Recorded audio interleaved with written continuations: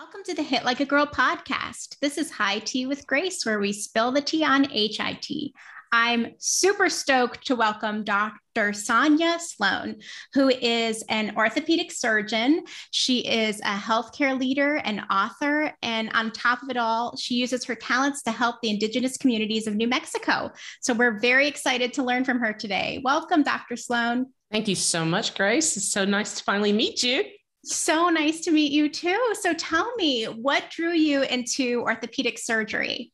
I was an athlete, so gymnastics, cheerleading, track and field. Did a little bit of golf, tennis, sort of everything. And I hurt my knee my senior year on the hurdles. So my mom was a nurse, and I got to hang out with the orthopedic, surgeon that was taking care of me.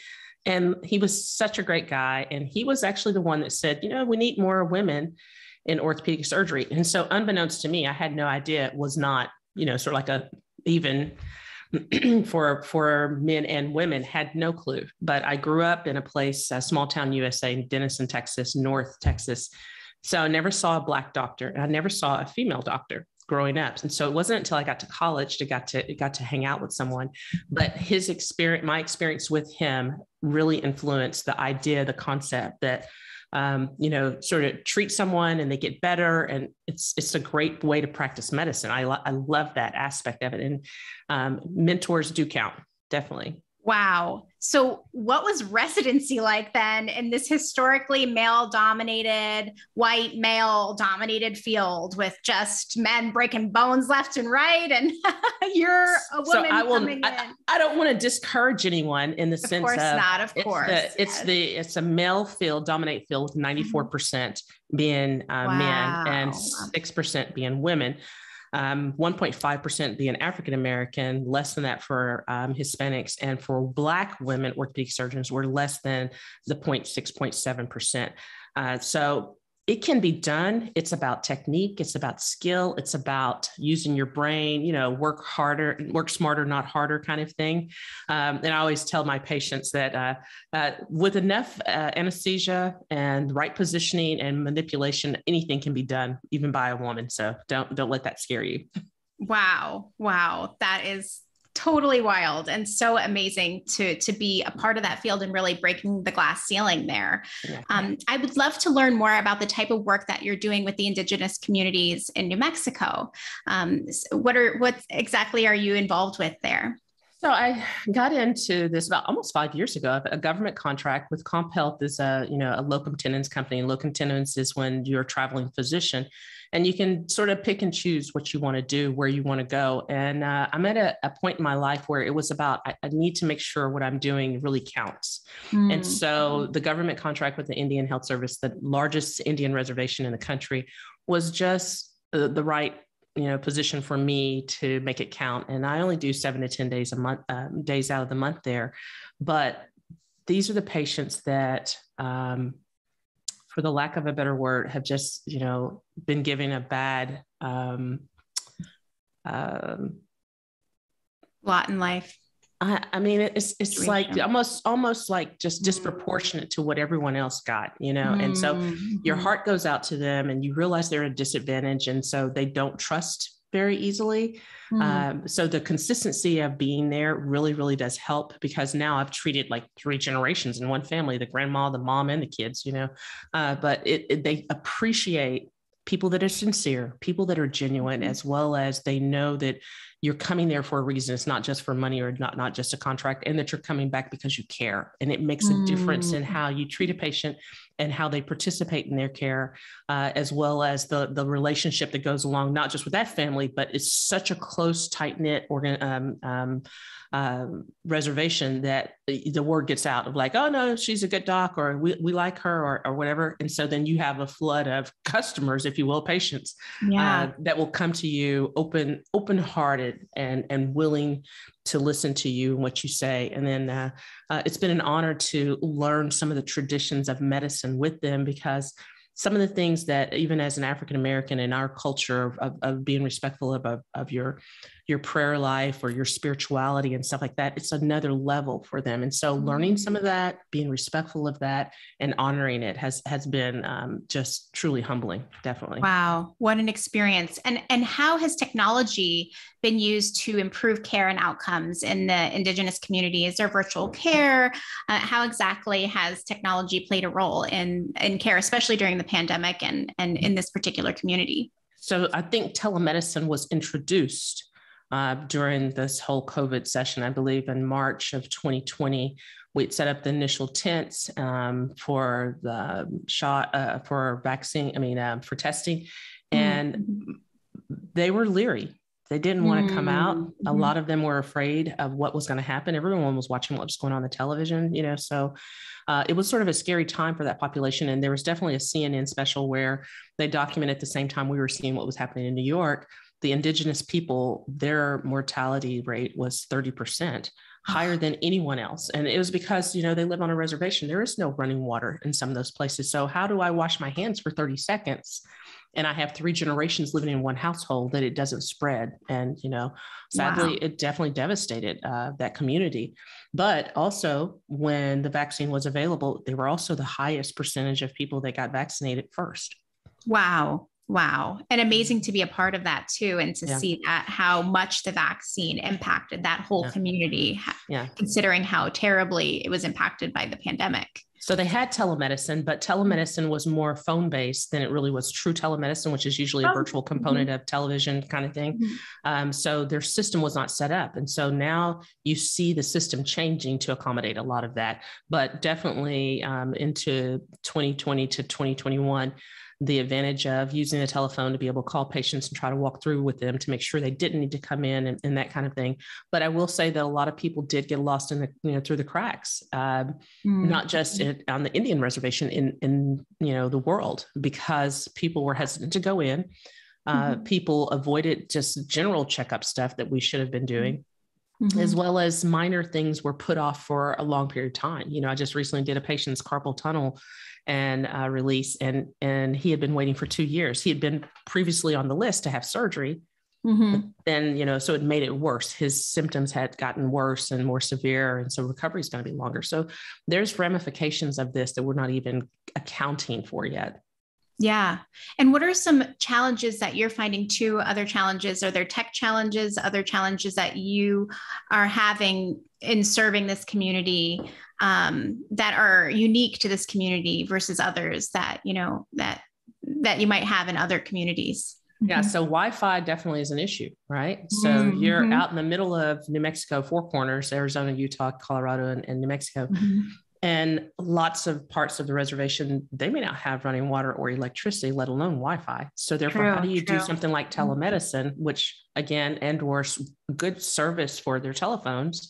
And then just the financial piece of it that lends to not having the capacity to do what they would need to do on the technology side. So you're not missing a generation, but it's definitely lagging behind this generation.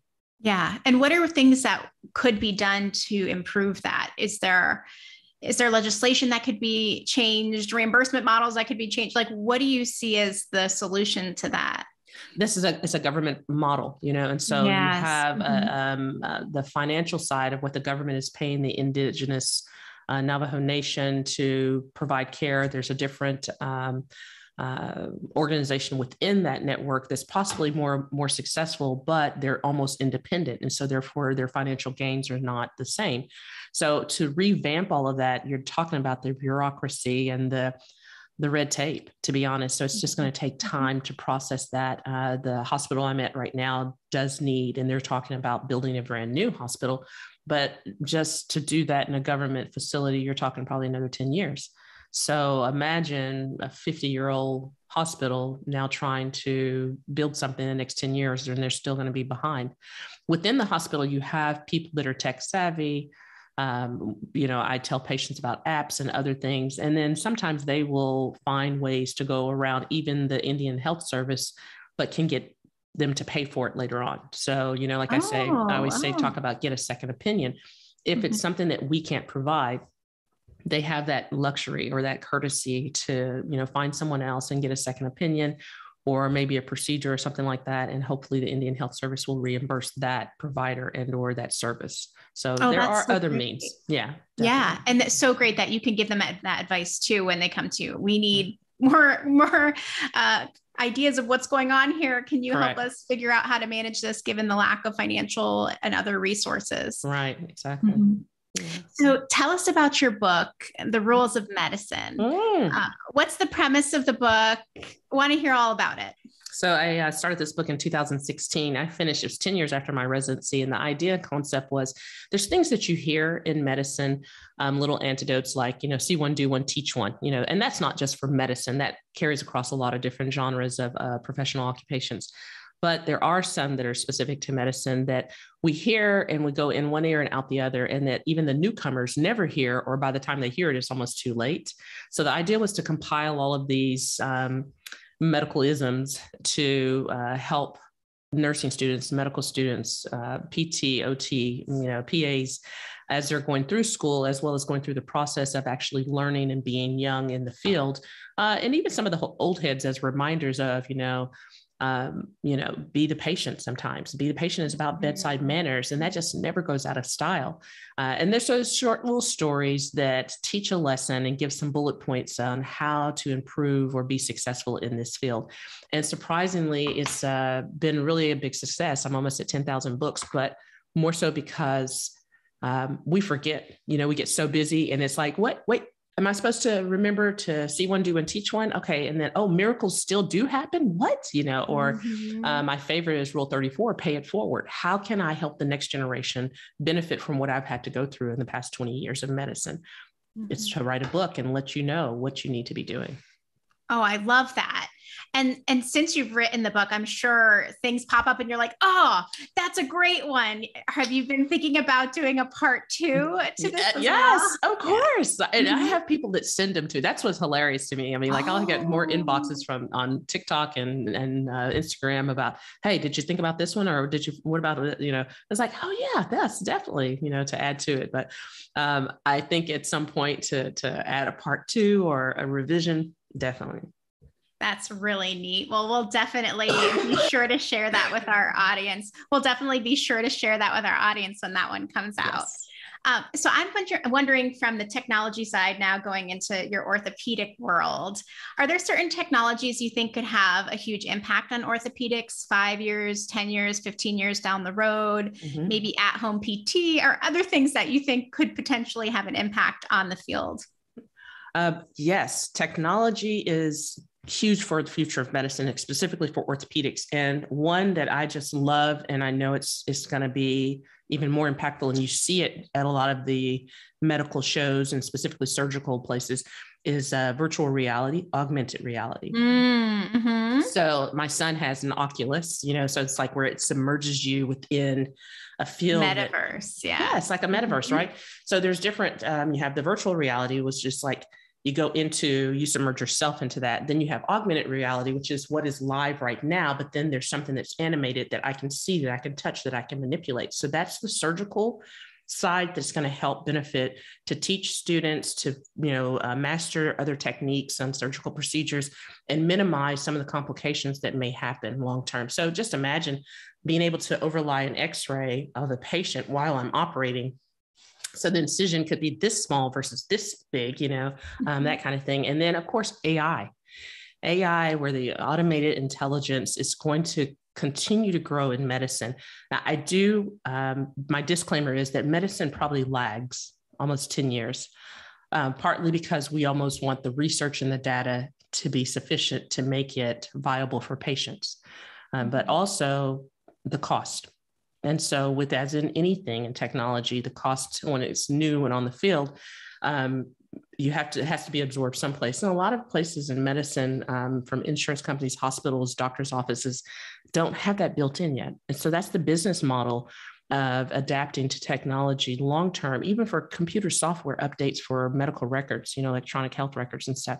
We're just not where we should be, probably compared to a lot of other places in the world. But AI is definitely here to stay. It's not going anywhere. It's going to increase. It's going to change the name of medicine, the game of medicine in the next 10 years, 15 years. And virtual reality, augmented reality specifically, will be more utilized in the teaching mechanisms of students across the board, as well as how we do surgeries, I believe, and other things. Wow, very interesting. I am very interested in VR and its potential impacts on the space. And I think you're so right. In just education, like learning how to do what you're going to be doing and practicing, it's so critical. Yeah. It's VR seems to be like the robots of yesteryear, you know, I know. when But the it's robots here. started coming out. That was amazing. How cool. It's We can here. see this on. Yeah. It is here. It's not going anywhere, and it's just going to improve and get better. And so as we implement it, and I think programs, specifically if I'm telling someone where they're going to maybe want to look at residency or medical school or nursing school or whatever else, look at that piece of technology, having that while you're training is so important right now for the future. Wow. Very, very cool. So let's move on to your personal life. Okay. What are some things that you do to work your best and make a difference? I know you have a family and a life outside of being just a total superstar. So tell me, how do you stay on top of it all? So someone asked me one time, how do you, can women have it all? That whole, that old adage of, can we really have it all? And I do believe you can have it all at different times and different spaces in your life, so that is basically picking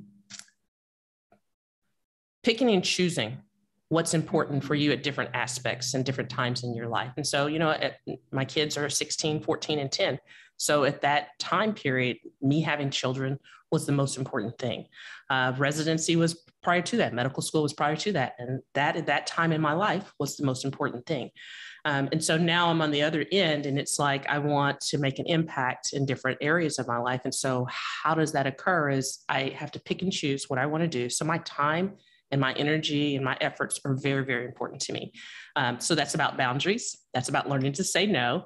I believe everyone should have their own mission statement for their life. And so if there's things that you do, like I love education and STEM stuff. I love surgical, anything that is orthopedics and medicine, health-wise. And then I'm a spiritual person. My husband is a pastor. We have a mega church here in Houston, over 5,000 members. And so enlightening people in a spiritual aspect of how their health and their spirituality go together, those are my missions. And so if I find something or someone approaches me and they do, and it doesn't fall within those things, I don't do it. And so before it was like, I can do everything. It's like, no, you want to hone in on what is your niche and what you really want to give your life's energy towards. And so that's where I'm at. I have a great spouse. My husband, Timothy Sloan, is awesome to be my pastor and my husband's kids. And, he's super dad as well. So even when I'm traveling, he is, here taking care of them, as well as a great provider for me. So I can do some other things. And then I have a network of people. You have to have Uber Eats and Instacart and have a housekeeper that's going to come in and clean the house and find a laundry service and all of those things that we're almost taught young that you're supposed to do it all as a woman. That was a lie. But you can definitely pay for it and make your life so much easier. And so learning to ask for help or if not, find it and pay for that help is definitely the way to go. And so I don't want women to see themselves as having to do it all. To do it all doesn't mean you can have it all. To have it all means you need to bring in some outside resources to make it happen. So, so true. And so encouraging for our listeners to hear from someone like you who it does. It's just like, you have it all, you do it all. I also see that you're founder of the God's Women Rock, which is very hit like a girl-esque. Yes. And so we're wondering, why is supporting and encouraging and mentoring women in particular important to you? That's a passion. I guess started that as a Black woman that didn't have the mentors, as well as people see you get to a certain level in life and they look up to you, but they don't have anyone. You don't have that mentor pouring back into you. So I call it your tribe. Whoever's your tribe of 5, 6, or whatever, that small circle that are higher than you or on above your level that can help you. But then that pay it forward piece is I also have to help these other women. And so the God's Women Rock and my other nonprofit that was motivating, empowering women was really about empowering them to have their own businesses, their own books, their own organizations, and teaching them how to do that in a cost-savvy kind of way, but also pushing them to say, you can do this. You know, we're told so many times that you can't, and we forget how incredible we are as women, that every now and then it's just a matter of someone saying, you got this, keep going, you got it. You know, what is it that you want? You know, and reminding women to define their mission, declare their passion, and be unapologetic about it. You know, let's just go for it, because you have a very short amount of time on this earth, and you don't want to look back and say, I wish I could have, you know? So true, and absolutely fantastic advice. Now, to finish this conversation off right, where can our listeners find you online? I am Sonya Sloan, Sonya Sloan MD, on all platforms: Twitter, Instagram, TikTok, Facebook. Yes. Awesome. And before I forget, did you happen to bring tea with you today? I have coffee. Tell me about your mug. It's amazing. And I'm not sure if you knew this. I started off as an entrepreneur at age 23. I had my first business called Not Just Coffee, which was coffees, beans, teas, and pastries, sandwiches. And it was a little coffee house in Sherman, Texas. And we opened it after I didn't get into medical school. I got waitlisted my first year. So my husband was at Princeton, and I'd gone up to visit him. We were dating at the time, and went to all these wonderful little coffee houses. And I came back to Texas area, and it was just as like Starbucks and Seattle Coffee and, you know, Caribou, all of these were starting to really reach out and branch out. And my mom was like, well, we don't have a coffee house. What are you talking about? I'm like, we have an IHOP, we have a Denny's, I'm like, what? You have two major colleges, junior colleges in this town, and all the churches, and people just need a place to hang and have their coffee and have conversations that are meaningful, and not have to pay $100 for a meal to do that, you know? So I borrowed $50,000, learned to write a business plan, and consulted with different people, and learned to talk and ask questions, and learned as I went, but opened my first business at the age of 23. And since then I've had multiple other businesses, but that was definitely my passion. And so this was one of my teacups in my coffee house from that is fantastic. You know the tea more than anyone else would know. Yes, 1994. And I do love some teas. I'm a chamomile type of person, but I love Jamaica Blue Mountain coffee. It is one of the best coffee beans, so smooth, just the right acidity, all of that kind of stuff. That's one of my passions. Not cheap, but it is definitely worth the cup. That is too good. I love that story. And thank you so much for sharing about the New Mexico indigenous community, about orthopedics, and all that you're doing to mentor women. We're so grateful to have people like you really leading in this space. Thank you. I appreciate your time. Thank you so much. And thank you folks for joining us too. Check out the Hit Like a Girl podcast website and YouTube page for more great guests like Sonya today. Cheers. Cheers.